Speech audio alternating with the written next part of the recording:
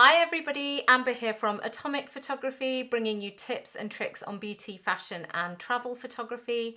This week I'm bringing you a Lightroom tutorial and I'll be showing you how to make your very own film style preset.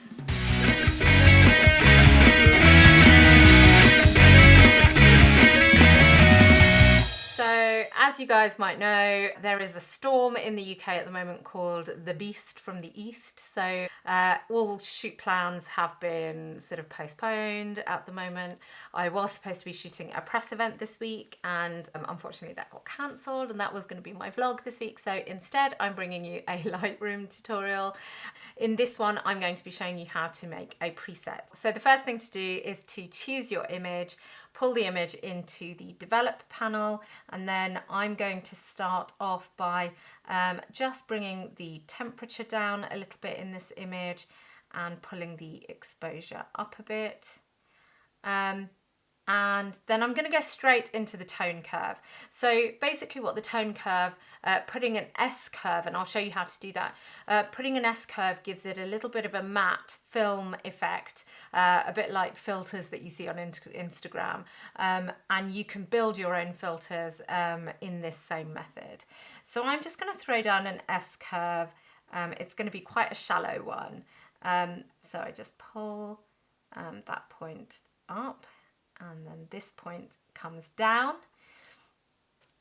Then I'm going to put two midpoints here, and I'm just going to bring the middle point right up and give it a bit of contrast. So I'm liking how that's looking. I like how it's mattified the blacks and muted a bit of the highlights.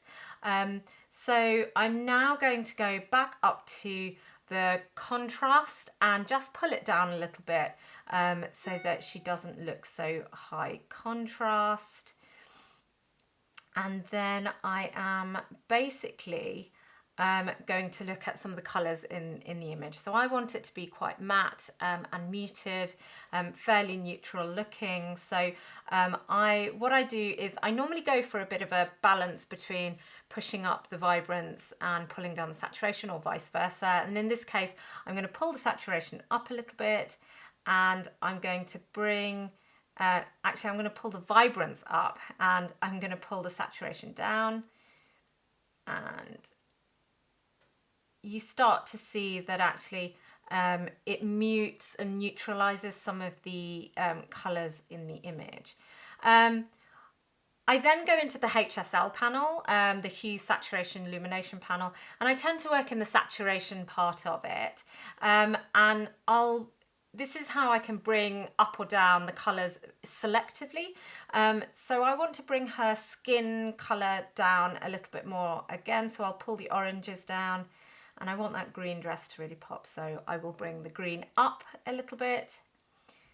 And then I'm going to go down to the split toning panel. And what this does here is you can start to, whether it's in the highlights or the shadows, you can start to put a bit of a tint on there. And if I pull the highlights to be a bit warmer and pull the saturation up on those, you can see it starts to get a bit of a warm gold effect. And I'll have a look at the shadows. I kind of like fairly pink shadows, but I keep the saturation quite low. And yeah, you can have a bit of a play around and see what level you want them to be at. I might take it a bit more red actually in the shadows. And I'm really liking how that's looking. So if we do a bit of a before and after, you can start to see how the image started off and how the image has ended up. And I'm really liking that sort of mattified, goldy sort of look. The way to then turn all of these edits that you've just made into a preset is if you go into the preset panel, there's a little plus mark there, and you can title your preset. So I'm going to call this Atomik 01.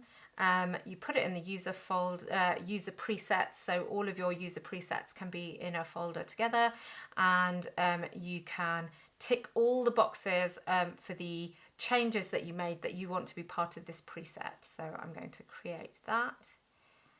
And then I've got that preset down here, which I can reuse again on other images. So if you wanted to do a batch of images with similar edits, then you can do that as well. So if I apply my Atomik preset to that, you can see how that's changed, and it's as simple as that. So you can have a bit of a play around, you can start to create some common edits or some common workflow that you do, whether it's your temperature or the lighting, and you can then apply that in batches to the rest of your images. I hope you found that video useful. If you did, please consider subscribing to my channel. I upload videos every weekend, and they will be more tutorials like this, as well as discussions on topics around beauty, fashion and travel photography. Take care everybody, bye.